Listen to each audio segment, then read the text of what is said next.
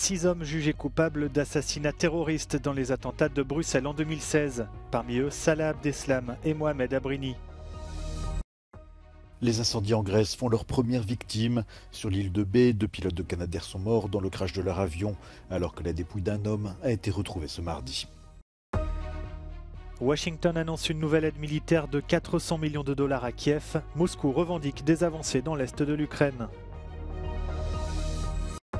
En Espagne, tous les regards sont braqués vers les indépendantistes catalans. Le parti Junts de Carles Puigdemont pourrait décider du retour de Pedro Sánchez à la tête du gouvernement. Six des 10 accusés des attentats de Bruxelles en 2016 ont été déclarés coupables d'assassinat terroriste. Parmi eux, Salah Abdeslam et Mohamed Abrini, déjà condamnés pour leur rôle dans les attentats de 2015 à Paris.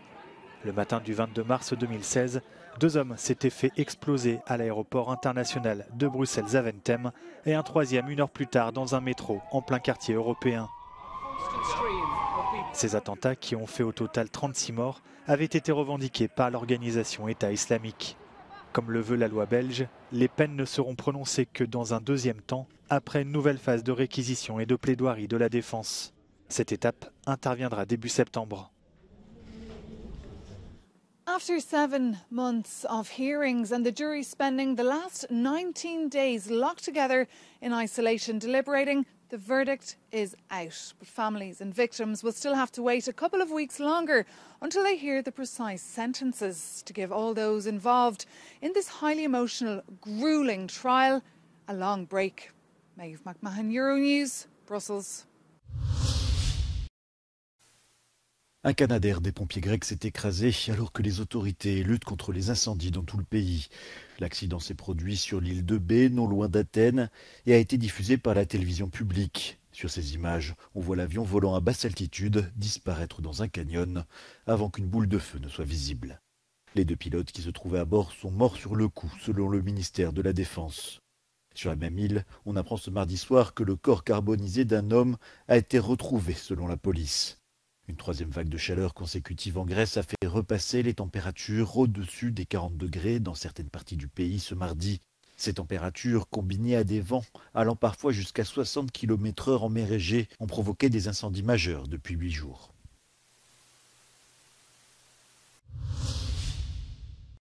En Algérie, les feux de forêt sont en passe d'être maîtrisés selon les autorités.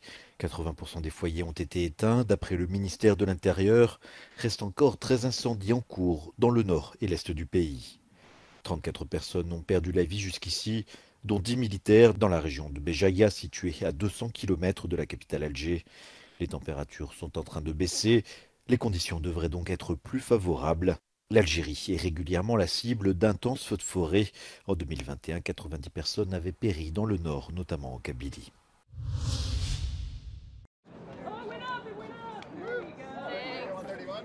Le climat extrême de la célèbre vallée de la mort aux États-Unis semble s'étendre à tout l'hémisphère nord de la planète en ce mois de juillet.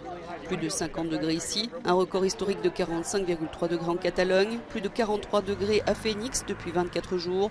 Sans le changement climatique, de telles canicules auraient été quasiment impossibles en Europe et aux États-Unis, démontre la nouvelle étude du réseau World Weather Attribution. Le dérèglement climatique causé par les émissions de gaz à effet de serre d'origine humaine a rendu les canicules plus chaudes, plus longues et plus fréquentes, affirment les auteurs de l'étude, 7 scientifiques néerlandais, britanniques et américains. Avec un réchauffement planétaire d'1,2 degré Celsius, les canicules en Europe sont 2,5 degrés plus chaudes, celles en Amérique du Nord augmentent de 2 degrés et celles en Chine de 1 degré. L'étude lance cet avertissement.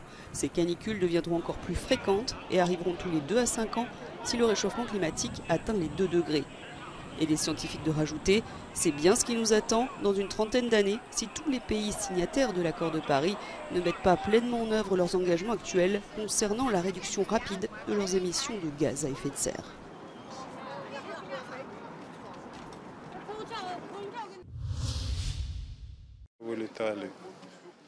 Alors que la contre-offensive ukrainienne n'a pas encore permis d'avancées majeures, les États-Unis ont annoncé une nouvelle aide militaire à Kiev de 400 millions de dollars. Celle-ci comprend notamment des systèmes de défense anti-aérienne, des lance-roquettes, des missiles et des véhicules blindés.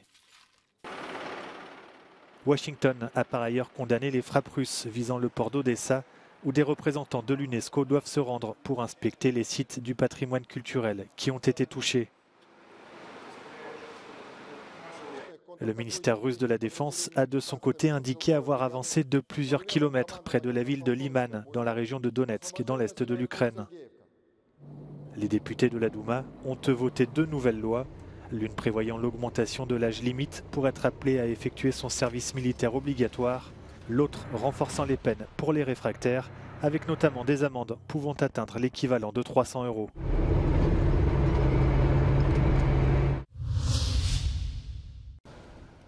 Près de 6 années après le référendum de 2017 et la répression qui s'en est suivie, Barcelone redevient le centre de la vie politique espagnole. La raison, le parti indépendantiste Junts, dont le patron n'est autre que Carles Puigdemont, pourrait être indispensable retour de Pedro Sánchez au poste de Premier ministre, un geste qu'il compte bien monnayer. La propuesta que hace Junts por Catalunya es muy clara, es el ejercicio del derecho a la autodeterminación y la amnistía, lógicamente, una amnistía que no se ha resuelto con unos pocos indultos que ha concedido el gobierno. Pedro Sánchez a besoin que les 7 députés de Junts s'abstiennent pour être à nouveau investis par le Parlement.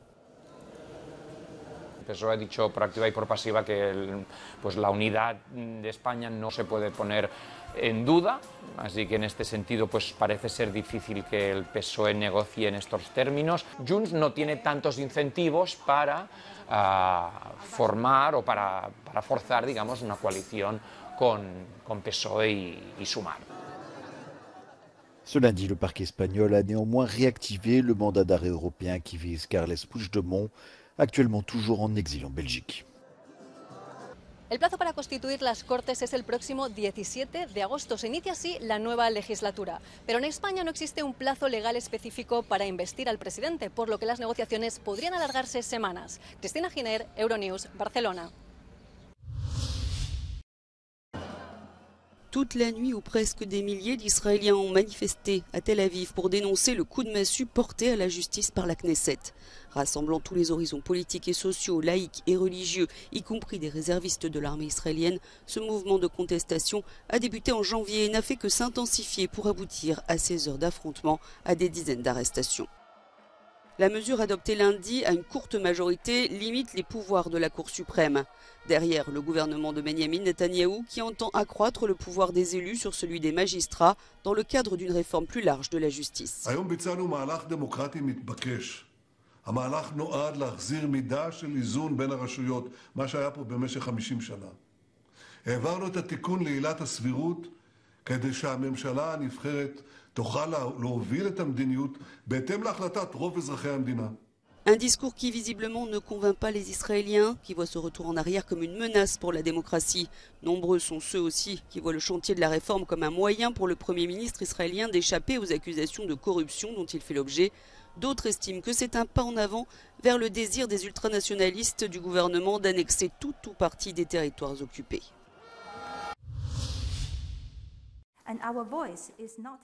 Le ministre chinois des Affaires étrangères, Qin Gang, a été relevé de ses fonctions. Une décision surprise pour laquelle les autorités n'ont donné aucune justification.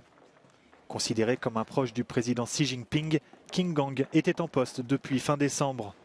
Sa dernière apparition publique remonte, elle, au 25 juin, date à laquelle il avait rencontré des officiels russes, vietnamiens et sri-lankais à Pékin. Depuis, plusieurs rendez-vous ont été annulés. Des raisons de santé avaient dans un premier temps été évoquées pour justifier cette absence avant le silence radio du régime. Qin Gang est remplacé par son prédécesseur Wang Yi, actuel patron de la diplomatie chinoise. Ce dernier s'est rendu en Afrique du Sud pour participer à une réunion du groupe des BRICS.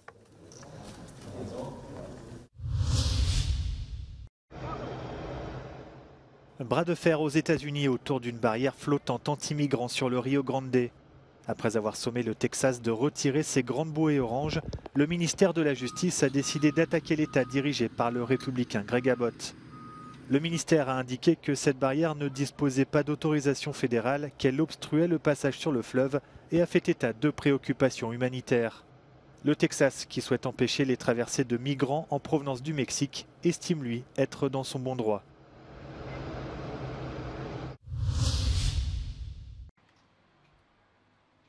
Imaginez que vous puissiez changer vous-même la batterie de votre téléphone portable, de votre ordinateur ou de votre tablette sans aucune difficulté. C'est l'objectif du nouveau règlement européen sur les batteries qui vise à faciliter le traitement de ces déchets. D'ici 2027, les utilisateurs devront pouvoir retirer et remplacer les batteries intégrées dans ces appareils. Les fabricants utilisent parfois des astuces pour rendre cette opération difficile. Facile à réparer. À chaque fois qu'on enlève une batterie, on chauffe un peu l'arrière pour que ceci devienne un peu plus flexible pour ne pas arracher d'autres composants en enlevant la batterie. Vous voyez par exemple ici, en faisant ça, la caméra se détache. Donc ça, il faut faire attention. C'est des petits pièges comme ça qu'il faut éviter. La réglementation précise que le changement d'une batterie ne doit pas nécessiter de chaleur ou de solvant pour la démonter. L'utilisateur ne doit pas non plus avoir recours à des outils spécialisés. Certaines marques, par exemple, inventent des tournevis et des formes de tournevis pour qu'on ne puisse pas réparer. Mais ce n'est pas très malin parce que tout simplement, un nouveau tournevis est créé. Mais les fabricants pourront toujours utiliser des composants plus petits sur le dessus de la batterie pour rendre les réparations plus difficiles. Enfin, ils pourront également utiliser un programme dans leur téléphone qui envoie un message d'avertissement pour indiquer que la batterie n'est pas officielle, un message qui effraie souvent les consommateurs. L'objectif de ce règlement, faciliter la réparation, la collecte et le recyclage. 63% des batteries portables devront être collectées d'ici 2027.